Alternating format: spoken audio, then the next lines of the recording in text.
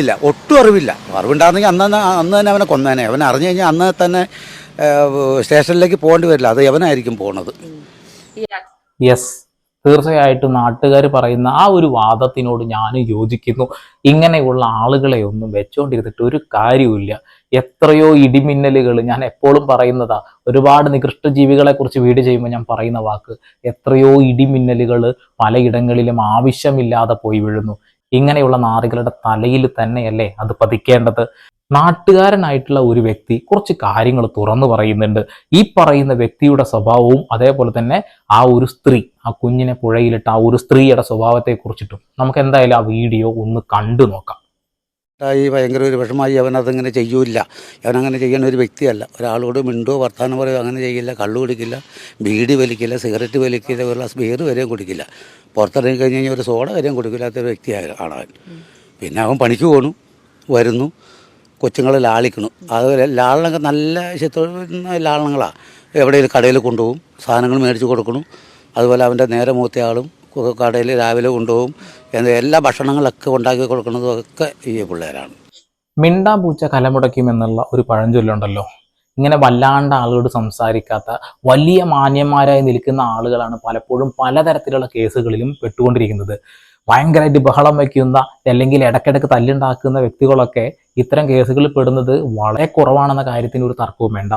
ഇയാൾ ആരോടും മിണ്ടില്ല, കള്ള് കുടിക്കില്ല, അങ്ങനെയുള്ള മറ്റുള്ള ഒരു തരത്തിലുള്ള ദുശീലങ്ങളില്ല.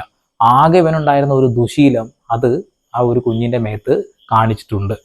നാട്ടുകാർ പോലും ഞെട്ടിത്തരിച്ചിരിക്കുക ഇവൻ അങ്ങനെ ഒന്നും ചെയ്യില്ല എന്നുള്ളത്.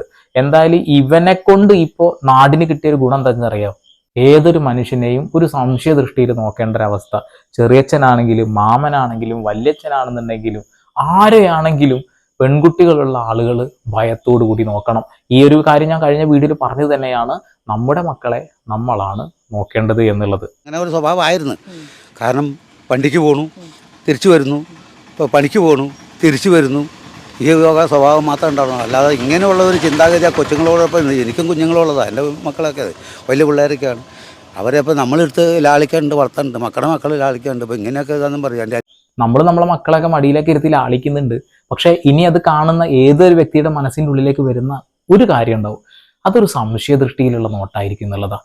അവൻ ഡെയിലി പണിക്ക് പോകുന്ന കൂലിപ്പണിക്കാരനാണ്, ഡെയിലി പണിക്ക് പോരുന്നു, വരുന്നു, അത്രയേ ഉള്ളൂ. ആ കുട്ടിയുമായിട്ട് കടയിലൊക്കെ വരുന്നുണ്ട്. അതിൻ്റെ അപ്പുറത്തേക്ക് നാട്ടുകാർക്ക് ഒന്നും അറിയില്ല എന്നുള്ളതാണ്. ആ കുട്ടിയെ 2.5 വയസ്സ് മുതലാണ് ഇത്തരം രീതിയിൽ ഉപയോഗിച്ചിരുന്നത്. ഇത് ഉപയോഗിക്കുന്ന രീതിയെ കുറിച്ചിട്ടൊക്കെ അവൻ പോലീസുകാർക്ക് മൊഴി കൊടുത്തിട്ടുണ്ട്. അതൊന്നും ഇവിടെ വിവരിക്കാൻ പോലും കഴിയില്ല. ആ രീതിയിലാണ്, ഉറക്കാനാണെന്ന് പറഞ്ഞിട്ടാണ് കൊണ്ടുപോകുന്നത്. തറവാട്ടിലേക്കാണ് കൊണ്ടുവരുന്നത്. അതേപോലെ തന്നെ ഇവന്റെ അമ്മ തറവാട്ടിലേക്ക് ഈ കുട്ടിയെ എടുത്ത് കൊണ്ടുവെക്കത്ര. ഇവൻ ആ കുട്ടിയെ എടുത്ത് ഇത് പറയാൻ പോലും പറ്റുന്നില്ല. പോസ്റ്റ്മോർട്ടം റിപ്പോർട്ടിനെ കുറിച്ചിട്ട് നിങ്ങൾക്ക് അറിയാഞ്ഞിട്ടാണ്. അത്ര അധികം ആന്തരികമായിട്ട് പോലും കുട്ടിക്ക് കുറെ ക്ഷതങ്ങൾ ഏറ്റിട്ടുണ്ടെന്നുള്ളതാണ്. അത്ര വർഷങ്ങളായിട്ട് ഈ രീതിയിൽ ചെയ്യുന്നത് കൊണ്ടേ അത്രയും പ്രശ്നങ്ങൾ ആ കുട്ടിയുടെ ശരീരത്തിൽ പലയിടങ്ങളിലും മുറിവ് പോലും ഉണ്ടായിട്ടുണ്ടെന്നാണ് പോസ്റ്റ്മോർട്ടം റിപ്പോർട്ട്. ആ പോസ്റ്റ്മോർട്ടം റിപ്പോർട്ട് പൂർണ്ണമായിട്ട് നമുക്കിവിടെ വായിക്കാൻ കഴിയില്ല. 24 മണിക്കൂറിനടക്കം, ആ കുട്ടി മരിക്കുന്നതിന്റെ 24 മണിക്കൂറിന്റെ ഉള്ളിൽ തന്നെ ആ കുട്ടിയെ വീണ്ടും ഉപയോഗിച്ചിട്ടുണ്ടായിരുന്നു എന്നുള്ളതാണ്. എന്നിട്ടും ആ കുട്ടിയെ കൊണ്ടുവന്ന സമയത്ത് അവന്റെ നാടകം, അവന്റെ കണ്ണീര് നാടകം നിങ്ങൾ എല്ലാവരും കണ്ടതാ. നാട്ടുകാരാകെ ഷോക്കിലാണ്. അവനെ കൈ കിട്ടുകയാണെങ്കിൽ അവന്റെ കഥ അതോ ഗതി. അതെ, കുഴപ്പമൊന്നും ഉണ്ടായിരുന്നില്ല. നല്ല ഇതായിരുന്നു. അവരാണ് കുളിപ്പീരും പല്ല് തേപ്പീരും മുഞ്ഞ് കഴിക്കലും ഉടുപ്പ് ഇടിക്കുന്നതും ഉടുപ്പ് മേടിച്ച് കൊടുക്കുന്നതും ഒക്കെ അവരാ. സഹോദരൻ എല്ലാം ചെയ്യണത്. സഹോദരന്മാർ 2 പേരുണ്ട്. അവരാണ് ഉടുപ്പ് മേടിച്ച് കൊടുക്കുന്നത്. ഇതൊക്കെ ചെയ്യുന്നത് അവർ തന്നെയാണ്. അപ്പം നമുക്ക് ഈ അയൽവക്കത്തുകാർക്ക് ഇപ്പോൾ മുമ്പൊക്കെ ഇത്രയും നാൾ അവിടെ ജീവിച്ചിട്ട് നമുക്ക് ഇങ്ങനെ ഒരു പ്രതികരണം ഉണ്ടാകും എന്നുള്ള ഒരു ഇങ്ങനെയൊക്കെ കൊച്ചുങ്ങളൊക്കെ ചെയ്യുന്നുള്ള നമുക്ക് ഇത് കേട്ടിട്ട് ഇതുവരെ നമ്മൾ തന്നെ ഞെട്ടിപ്പോവുക. ആ കുഞ്ഞിനെ കുളിപ്പിക്കുന്നു, പല്ല് തേപ്പിക്കുന്നു, ഡ്രസ്സ് വാങ്ങിക്കൊടുക്കുന്നു, ഇതൊക്കെ ഈ സഹോദരനാണ് ചെയ്യുന്നത് എന്നുള്ളത്. ആ വീട്ടിൽ 3 ആൺമക്കളാണ്. ഏറ്റവും മൂത്ത ആളാണ് വിവാഹം കഴിച്ചിട്ടുള്ളത്. അതിലാണ് ഈ ഒരു കുഞ്ഞുള്ളത്. പിന്നെ 2 സഹോദരന്മാരുണ്ട്. ആ 2 സഹോദരന്മാർ വിവാഹമൊന്നും കഴിച്ചിട്ടില്ല. അതിലെ ഒരു സഹോദരനാണ്, ആളുടെ പേര് പോലും ഇപ്പോഴും പുറത്തു വിട്ടിട്ടില്ല. എന്തുണ്ടെങ്കിയാണ് ആ പേര് പോലും മറച്ചു വെക്കുന്നത് എനിക്ക് മനസ്സിലാവുന്നില്ല. ആ നാറി എന്തായാലും ജനങ്ങൾ മുഴുവൻ കണ്ടതാ. അതുകൊണ്ട് ഇനി അവനെങ്ങാനും ഇതിൽ നിന്ന് ജാമ്യത്തിൽ ഇറങ്ങി പുറത്തു വന്നാൽ അത് നാട്ടുകാർ ഏറ്റവും അവന്റെ കഥ കേട്ടോ. അതായത് ഇപ്പൊ ഈ പ്രതി എന്ന് പറയുന്ന ആള് പൊതുവെ സമൂഹത്തിൽ അങ്ങനെ എല്ലാവരോടും ഇടപെടുന്ന ഒരാളല്ല. മദ്യപാനവും അങ്ങനെയുള്ള ദുശീലങ്ങളൊന്നും ഇല്ലാത്ത ഒരാളാണ്.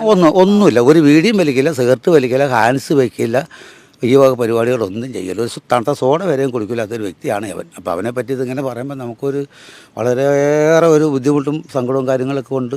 ബുദ്ധിമുട്ടെന്ന് ഉദ്ദേശിച്ച് അയാൾ സപ്പോർട്ട് ചെയ്തിട്ടുള്ളതല്ല കേട്ടോ, പഴയ ആളാണ് പറഞ്ഞപ്പോൾ ആ ഒരു ഫ്ലോയിൽ പോയതാവും. അതായത് അവർക്ക് വിശ്വസിക്കാൻ കഴിയുന്നില്ല, അത്രേ ഉള്ളൂ. ഒരു സോഡ പോലും കുടിക്കില്ല, ഒരു ദുശീലവും ഇല്ല. ഇവന്റെ കയ്യിൽ കാലനേക്കാൾ വലിയൊരു ദുശീലുണ്ട്. അതായത് ഇവനെ പോലെയുള്ള ഒരു നികൃഷ്ട ജീവി ഈ ഭൂമിയിൽ വേറെ ജനിച്ചിട്ടില്ല. അത്രക്ക് നല്ല സ്വഭാവമാണ്. മറ്റുള്ള ദുശീലങ്ങൾ പിന്നെ എന്തിനാ വേണ്ടേ? ഇതുപോരെ, ഈ ഒരൊറ്റ സാധനം പോരെ? പക്ഷേ പോലീസിനോട് പ്രതി കുറ്റസമ്മതം നടത്തിയിട്ടുണ്ട്. അതായത് പറ്റിപ്പോയി, ഇങ്ങനെയൊക്കെ ഞാൻ ചെയ്തു എന്നാണ് പുള്ളി പറയുന്നത്. അതായത് പുള്ളി എന്നെ കുറ്റസമ്മതം നടത്തിയിട്ടുണ്ട്.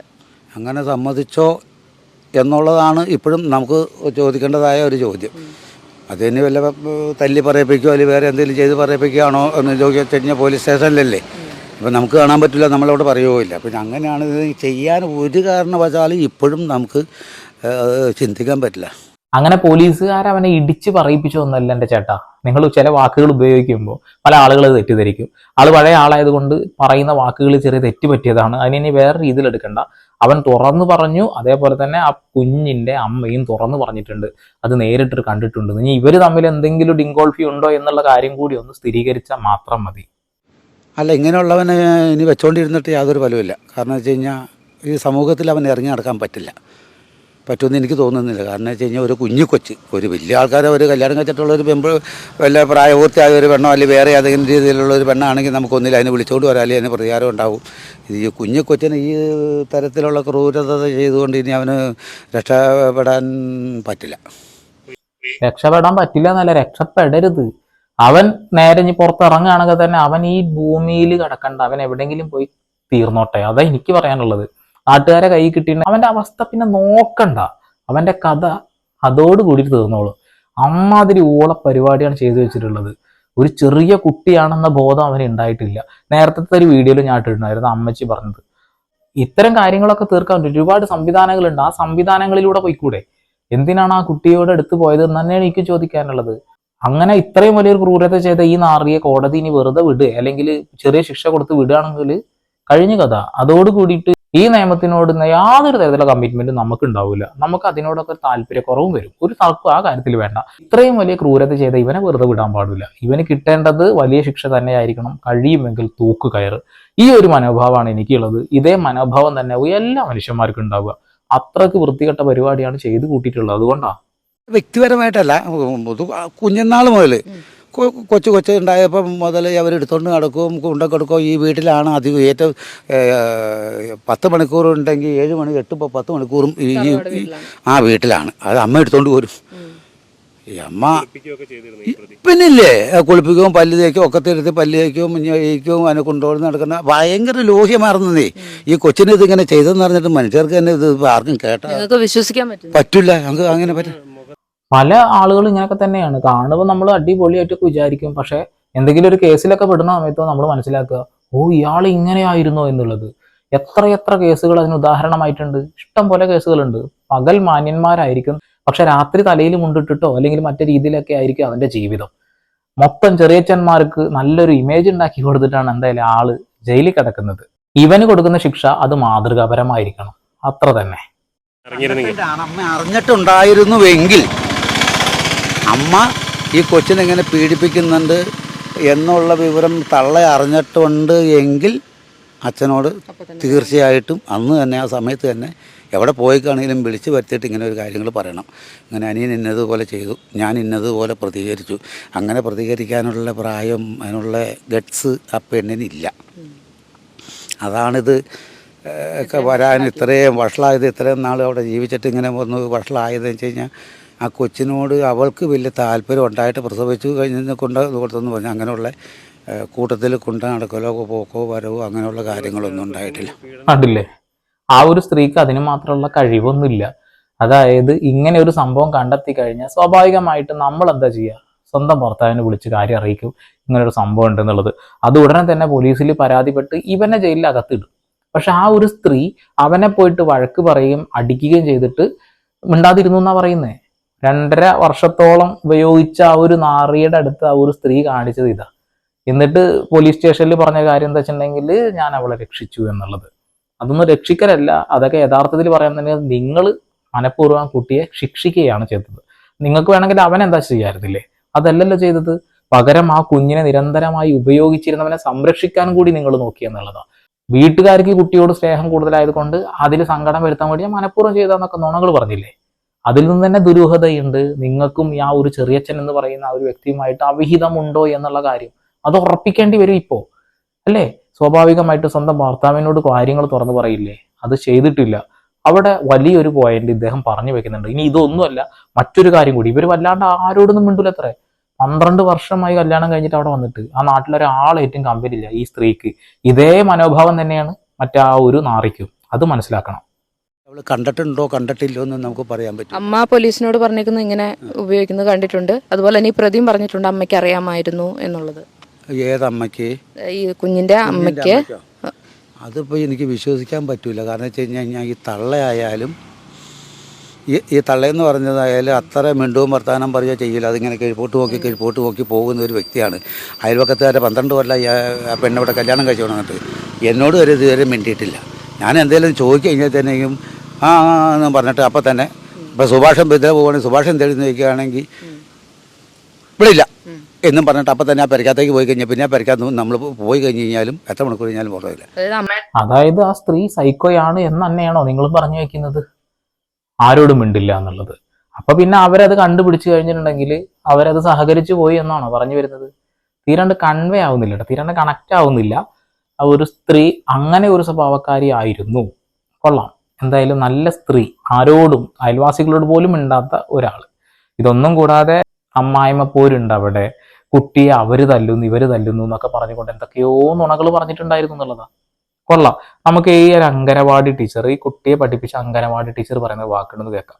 മാറാത്തൊരു മുഖമാണ്. എപ്പോഴും കളിപ്പാട്ടത്തിൻ്റെ ഇടയിൽ ഉള്ളൊരു കുട്ടിയാണ്. നമുക്ക് ഒരിക്കൽ പോലും അങ്ങനെ ഒരു ഫീൽ വരേണ്ട ഒരു സാഹചര്യം അംഗൻവാടിയിലുണ്ട്. 1.5 വർഷമായിട്ട് നമ്മൾ ശരിക്കും പറഞ്ഞാൽ ടീച്ചറല്ല, അമ്മയായിട്ടാണ് ഞാൻ ആ കുട്ടിയുടെ ഞാനെന്ന് പറയില്ല, ഞങ്ങൾ രണ്ടുപേരും ആ കുട്ടിയുടെ കൂടെ ഉണ്ടായിരുന്നു.